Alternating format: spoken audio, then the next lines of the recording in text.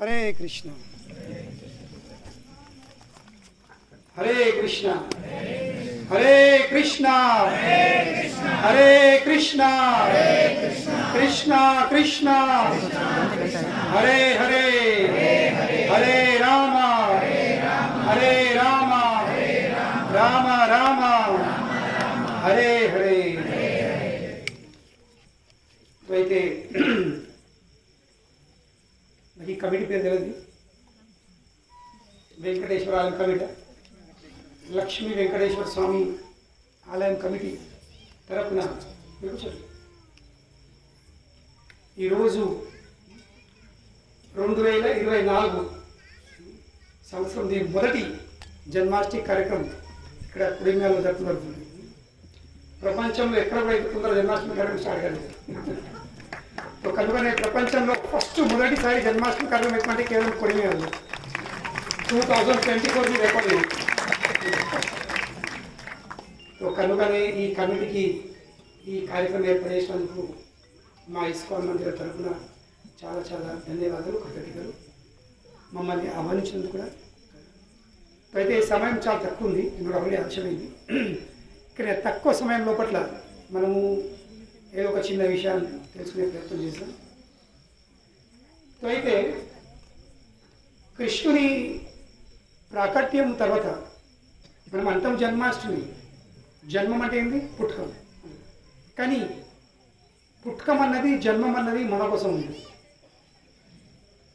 కృష్ణుని కోసం కాదు.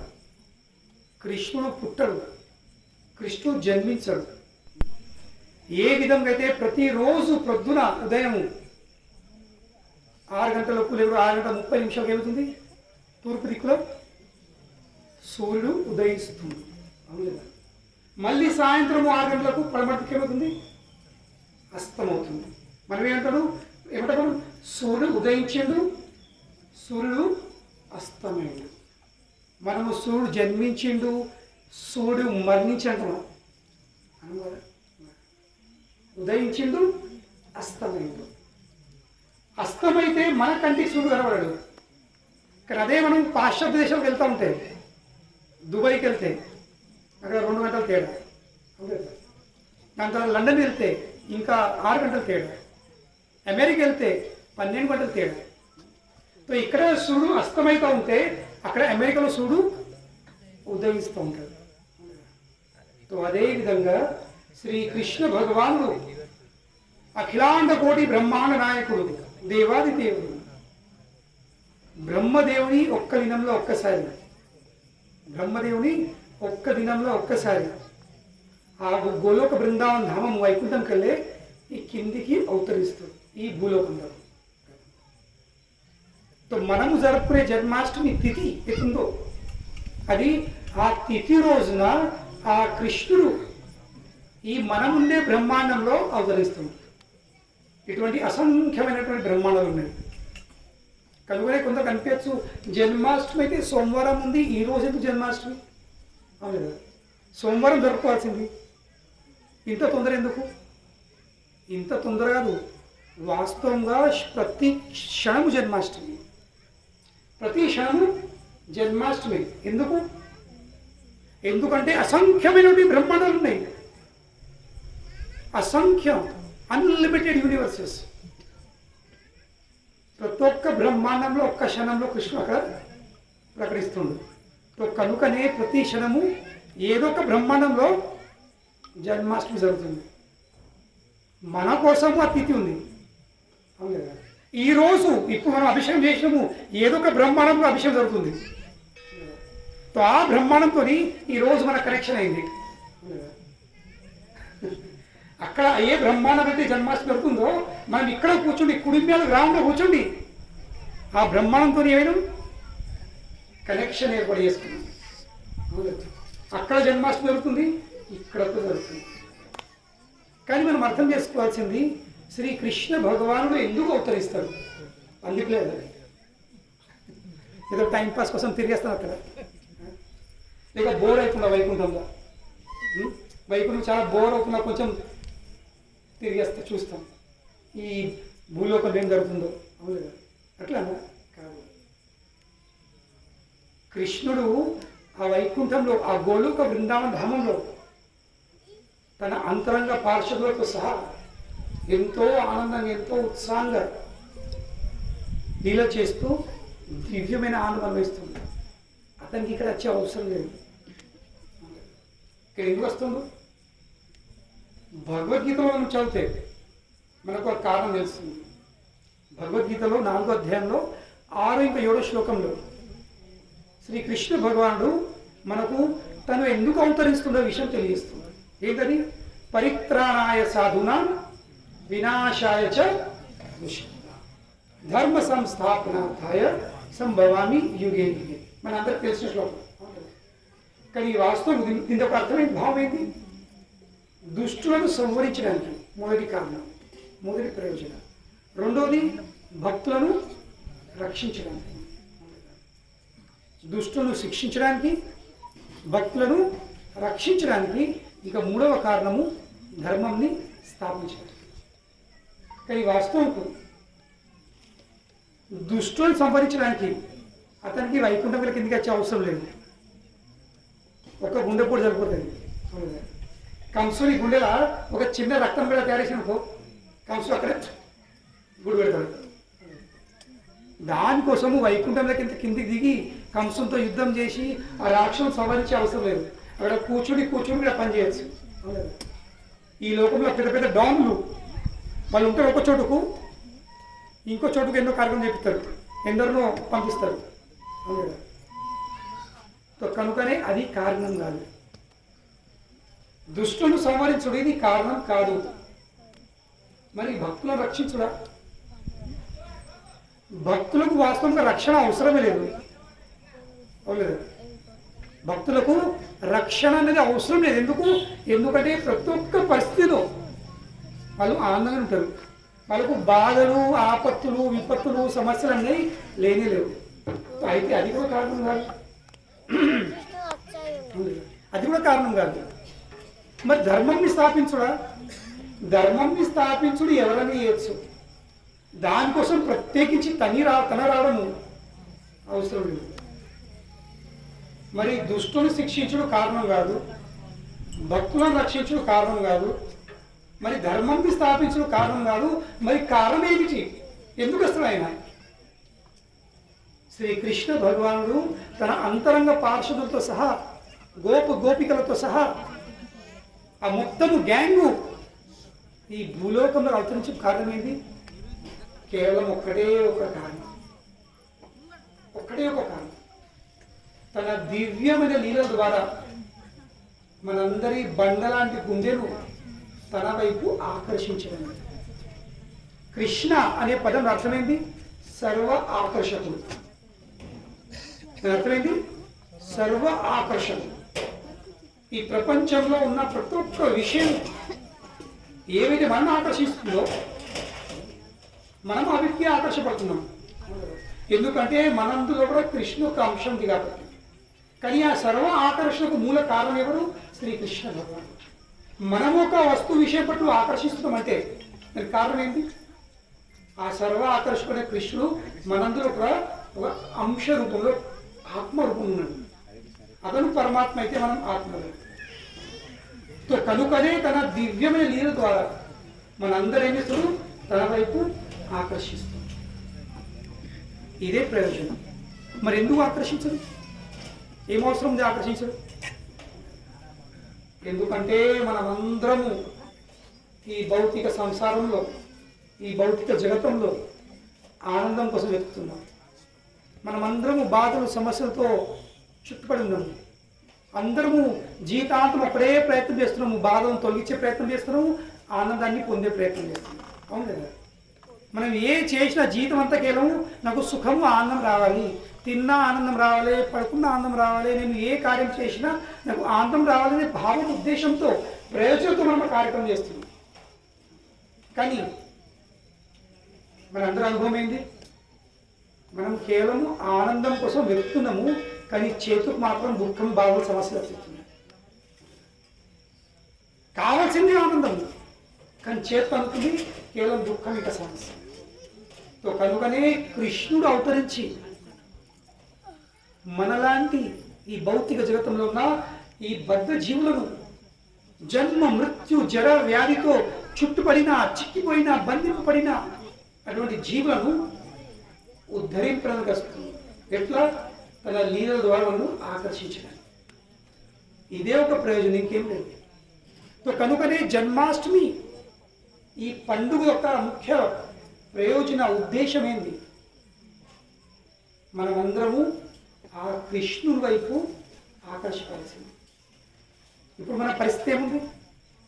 కృష్ణుడు తప్ప మనము మిగతా అన్ని భౌతిక వస్తు విషయాల పట్ల ఆకర్షించబడుతున్నాం. ఒక మంచి రూపం కనిపించేసరికి అటువైపు కళ్ళు వెళ్ళిపోతుంది. ఒక మంచి శబ్దం వినేసరికి చెవులు అటువైపు వెళ్ళిపోతుంది. మంచి వాసన సువాసన వచ్చేసరికి ముక్కు ఒక వైపు వెళ్ళిపోతుంది.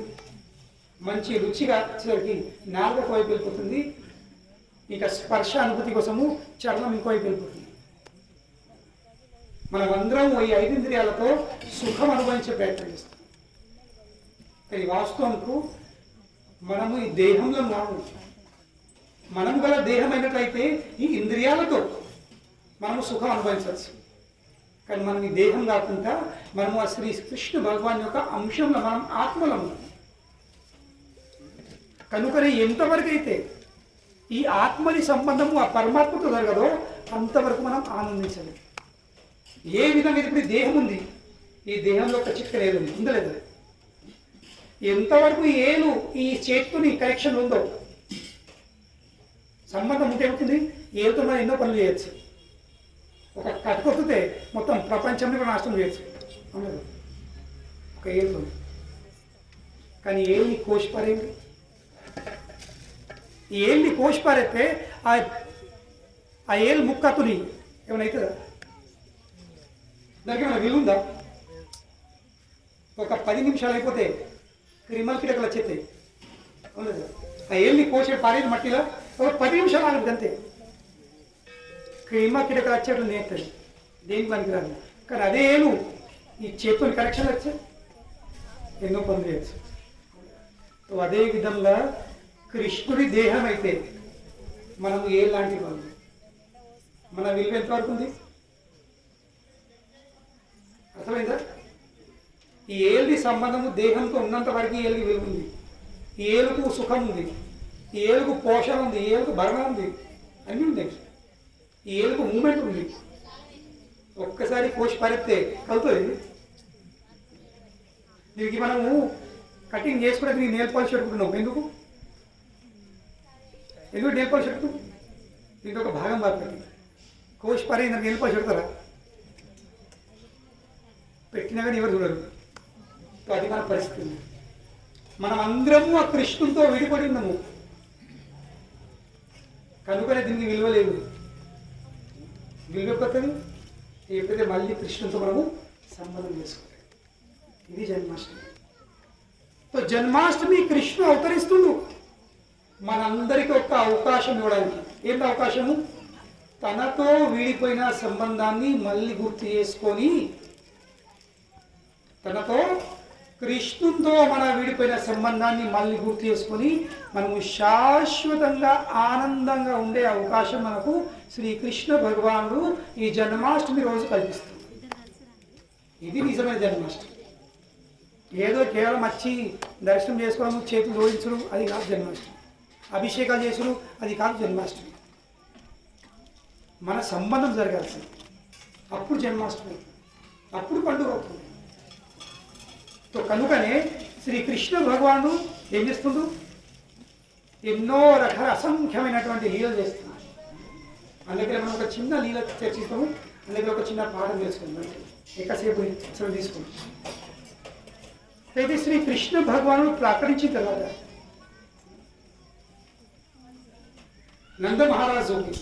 నంద మహారాజు భవనంలో వసుదేవుడు ఏం చేసిండు? కృష్ణుడిని యమున దాటేసి యశోద పక్కన బండ పెట్టి తీసుకుని వచ్చేసాడు. కానీ వాస్తవం మనకు తెలిసిన విషయం ఏంటి?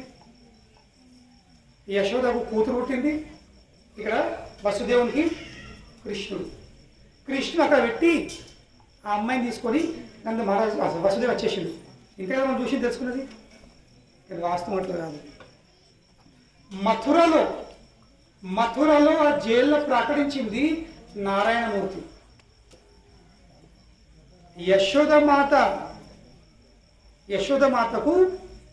యశోదమాత గర్భంలోకి వెళ్ళే కృష్ణుడు ఇంకా తన యోగమాయ శక్తి ఇద్దరు పుట్టింది కవులను.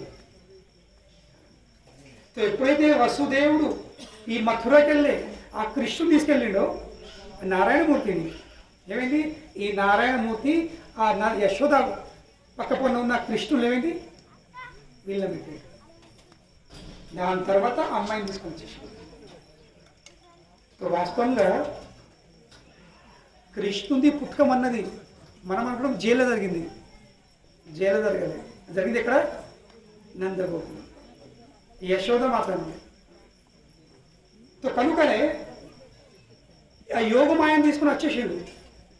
కంసం తెలిసింది దేవకి 8వ దేవకి డెలివరీ అయిందని. అప్పుడప్పుడే ప్రతిసారి కదా శిశువు చంపడానికి వచ్చినట్లుగా కంసుడు వచ్చేసిండు. కంసుడు అనిపించింది 8వ సంతానం కూడా కొడుకుంటాడని. ఇక్కడ చూస్తే ఏంది అమ్మాయి ఉంది. అమ్మాయితే అమ్మాయి ప్రతిసారిలాగా ఆ అమ్మాయి కాలు పట్టుకొని అట్లా జైల్లో పెద్ద రౌతుండే రౌతు గోడ విసిరకూడదు. ఇది కంసుడు. కానీ చిన్న పాపను కూడా చంపేస్తానికి ప్రయత్నం చేసినప్పుడు ఏమైంది ఆ పాప చేతులు జరిపింది. ఈ రాక్షసులు అందరూ దేవతలను పూజిస్తారు. రావణసుడు శివుని పూజించిండు. హిరణ్యకశిపు బ్రహ్మదేవుని భక్తుడు. కంసుడు ఎవరు భక్తుడు తెలుసా మీకు? కంసుడు దుర్గాదేవి భక్తుడు.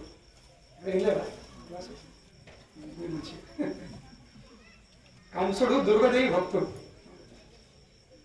కనుకనే దుర్గాదేవి అక్కడ ప్రకటించింది, దర్శనమిచ్చింది. ఒరే దుర్మార్గుడా, ఏమంటుంది?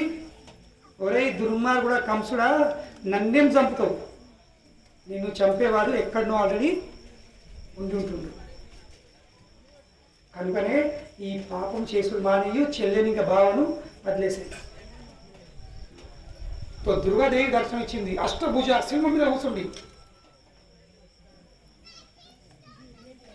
తల్లి క్షమించు అని క్షమాపణ కోరుకున్నాడు.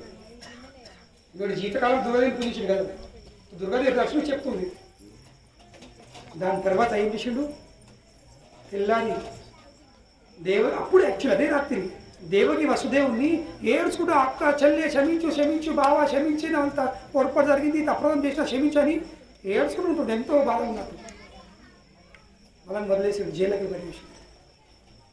కానీ తెల్లారి ఏషుడు కంసుడు వాళ్ళ మొత్తం గ్యాంగ్ రాక్షసుల సమూహాన్ని ఆహ్వానించుకున్నాడు. ఎందుకు? దుర్గమ్మ చెప్పింది ఎక్కడో ఉన్నాడు. కనుకనే గత నెలలో జన్మించిన ప్రతి ఒక్క శిశువును చంపాడు. ఆ రాక్షసుల సమూహంలో ఒక చైల్డ్ స్పెషలిస్ట్ ఉంది. ఎవరు? పూతన రాక్షసి. ఇది చైల్డ్ స్పెషలిస్ట్. ఎందుకు చైల్డ్ స్పెషలిస్ట్ అంటున్నా? ఎందుకంటే అది చిన్న పాపలను శిశువులను చంపుట చాలా ఎక్స్పర్ట్ అన్నమాట, నిపుణ. ఇక్కడ చైల్డ్ స్పెషలిస్ట్ ఏంటి? బతికించుడు.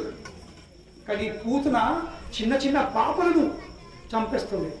దానికి చిన్న శిశువుల రక్తం అంటే మాంసం అంటే చాలా ఇష్టం పూతనకు. కనుక కంసుడు ఆహ్వానించిన పూతన నీకోసం పెద్ద సేవ ఉందిరా. ఈ గోకులంలో గత నెల లోపట్ల 15 రోజులలో ఎందరు జన్మించిన శిశువులు అందరినీ చంపే తింపు రక్తం దాగు మాంసం వేసి. దీని ట్రిక్ ఏంటి? ఈ పూతన రాక్షసి చాలా దారుణంగా ఉండేది అన్నమాట. దాని ఎత్తే 12 కిలోమీటర్లు, దాని హైటు అంత పెద్ద ఆకారం 12 కిలోమీటర్లు. స్తనంకి విషం పెట్టుకొని తల్లిలాగా పాలు లేపిస్తుంది, పాలు లేపి చంపిస్తుంది. ఇది అది నిపుణుడు, అందులో స్పెషలిస్ట్. మొత్తం బ్రజ్ గోకులంలో ఎన్నో శిశువులను చంపేసింది. అదే భావంతో గోకులం వచ్చేసింది. విన్నది నందు మహారాజ్ కూడా అష్టమి రోజు కొడుకు పుట్టిండు నందు మహారాజ్ ఇంట్లో అనే ఉద్దేశంతో తన రూపంని మార్చుకున్నది. ఎంత మార్చుకున్నదంటే సాక్షాత్ లక్ష్మిలాగా, అచ్చం లక్ష్మిలాగా అంత అందంగా తయారైంది. చేతుల కమలపు పట్టుకొని, తామరకు పట్టుకొని, లక్ష్మీదేవి చేతులు ఎప్పుడు ఏముంటుంది?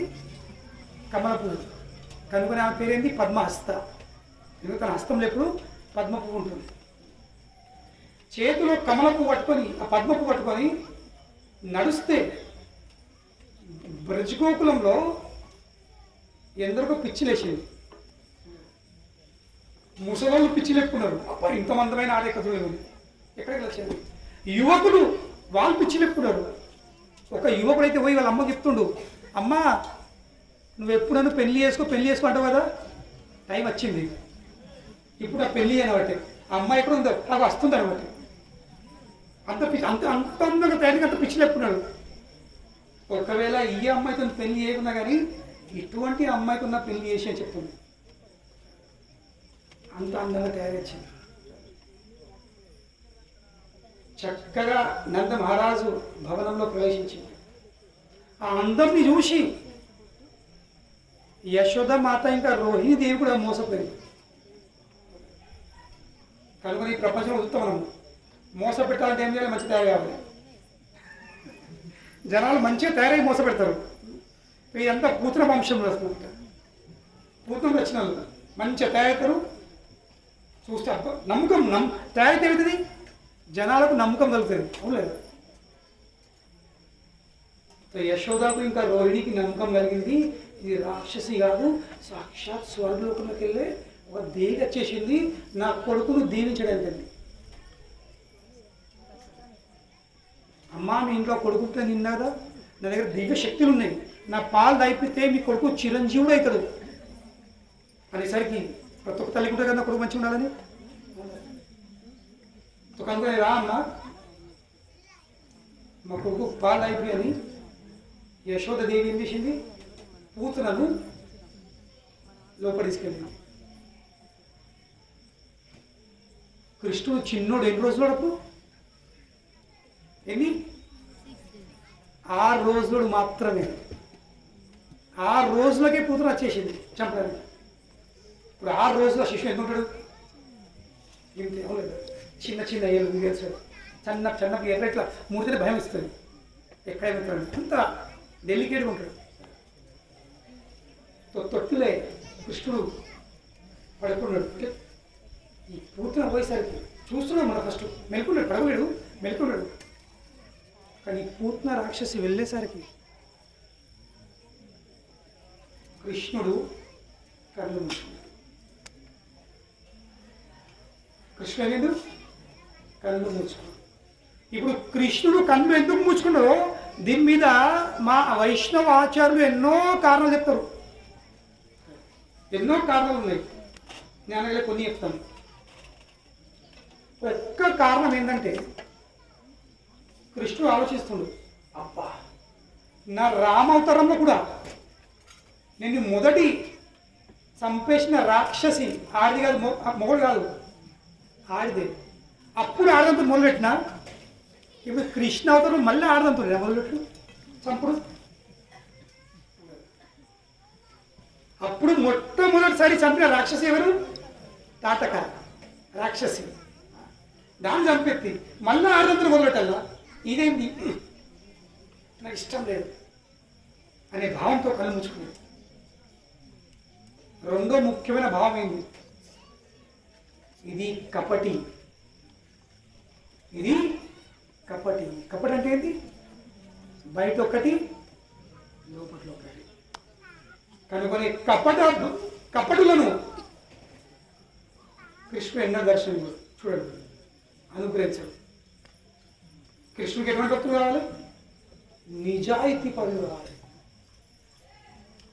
కృష్ణుడికి ఇష్టమైన వాళ్ళు ఎవరు? నిజాయితీ పరులు, కపటి వాళ్ళు కాదు.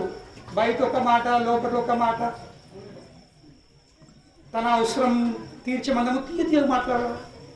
అవసరం అయిపోయిందంటే వెళ్ళిపోవాలి. కానీ వాస్తవంలో వాళ్ళు దేనికి దూరం అవుతున్నారు? వాళ్ళు కృష్ణుడు దూరం అవుతుంది, కృష్ణుని సేవకు దూరం అవుతుంది. వాళ్ళకి అనిపిస్తుంది మాకు చాలా తెలివి ఉంది, మా తెలివితో మేము ఇతరులను మోసపెట్టినాం. అలా కనిపిస్తుంది. పూతనకి ఏమనిపించింది, నేను ఇంత అందంగా తయారైనా నేను అందరినీ మోసపెట్టినా, కానీ మరి కృష్ణుని కూడా మోసపెడతా. మోసపోయింది నువ్వు, కృష్ణుడు కాదు. కృష్ణుడు కళ్ళే మూసుకున్నాడు. కృష్ణుడు కళ్ళు మూసుకున్నాడు. కృష్ణుడు చూడట్లేదు, నువ్వు కృష్ణుడు అనుగ్రహిస్తున్నాడు. తో మోసపోయింది కృష్ణుడు అనువా, మనమే కదా. కనుకనే కృష్ణునికి నిజాయితీ పరులు కావాలి, కపటులు కాదు. ఈ పూతన కపటం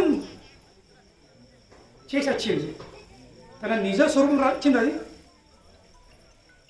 కృష్ణుడు కావాల్సింది ఏంటి, నువ్వు ఎట్లా ఉన్నా సరే కానీ నిజాయితీ పరులు ఉండు.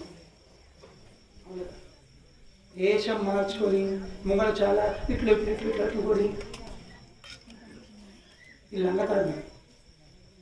ఇటువంటి వాళ్ళు ఎన్నడూ పైకి రారు. ఎందుకు పైకి రారు? ఎందుకంటే కృష్ణు వాళ్ళ దృష్టి ఇవ్వదు.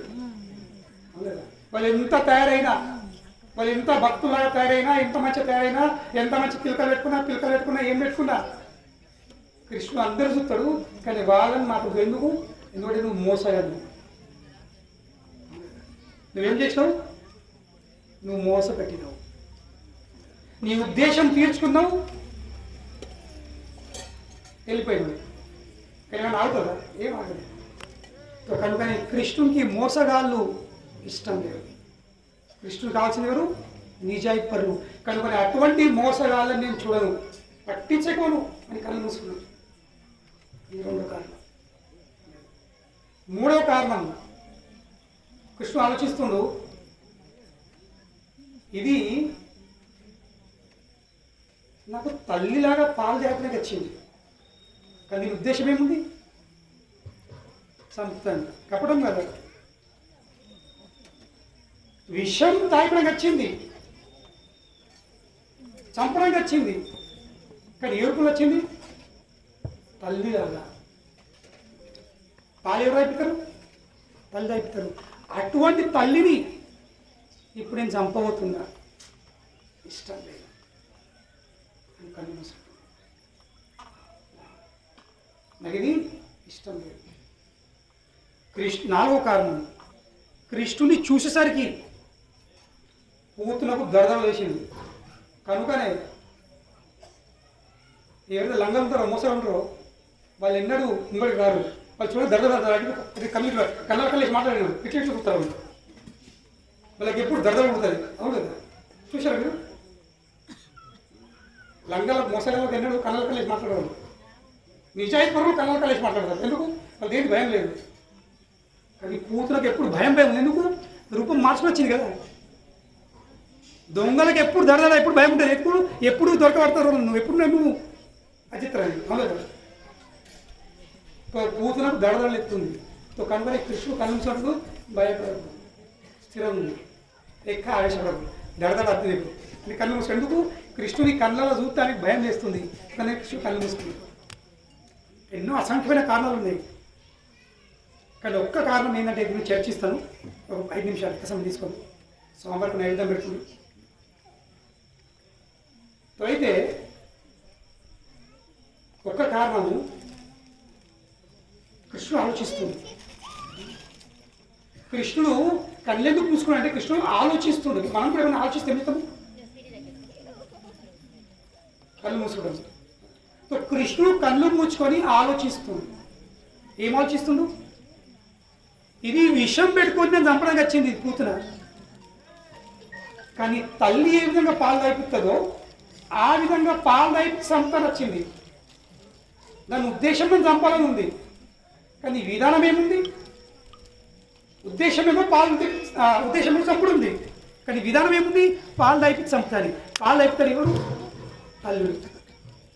కనుకనే నేను దీని ఉద్దేశంని చూడాలి. నేను చంపడానికి చూడాలి, దీన్ని భావం చూస్తా, విధానం చూస్తా. కనుకనే దీంతో తెలుసుకునే పాఠం ఏముంది? ఎప్పుడు జనాలల్లో మంచి విషయం ఎప్పుడు చూడాలి, నేర్చుకోవాలి. పూతన చంపడానికి వచ్చింది, కానీ కృష్ణ అంటుండు నా తల్లి లాంటిది. చంపడానికి వచ్చిన వ్యక్తి నీ కృష్ణుడు ఎట్లా చూస్తుండు? తల్లిలాగా చూస్తుంది. కనుకనే ఎప్పుడు ఇతరుల మంచితనము చూసే ప్రయత్నం చేయాలి. ఏ విధంగా అయితే ఒక తేనెటీగే ఎంత చెత్త ఉన్నా ఆ చెత్తల ఎక్కడ ఒక మంచి పువ్వు ఉందా, ఆ పువ్వులో కొంచెం మకరందం ఉందా అని మకరందం వైపు వెళ్తుంది తేనెటీగ. అవును కదా? చెత్త మీద ఆలదని దేని మీద ఆడుతుంది? ఆ చిన్న పువ్వు అయిన పువ్వు మీద ఆడి అందులో ఉన్న మకరందాన్ని పీల్చుతుంది. అదే ఈగ దానికి మొత్తము పువ్వుల బగీచలో పెట్టు, అది మా పువ్వుల మీద ఆలి మకరం పీల్చుకోదు. ఎందుకని? అది చెత్త ఎక్కడుందో ఆ చెత్త మీద ఆలి అందులోకెళ్ళే ఆ చెత్తల కురిగిపోయి కూలిపోయి రసం ఉంటుంది కదా, ఆ రసం మీద ఆడుతుంది. లక్షల పువ్వులు ఉన్నాయి కానీ పువ్వుల మీద ఆడదు. దేని మీద ఆడుతుంది? చెత్త మీద ఆడుతుంది. అది ఈగ లాంటి మనస్తత్వం.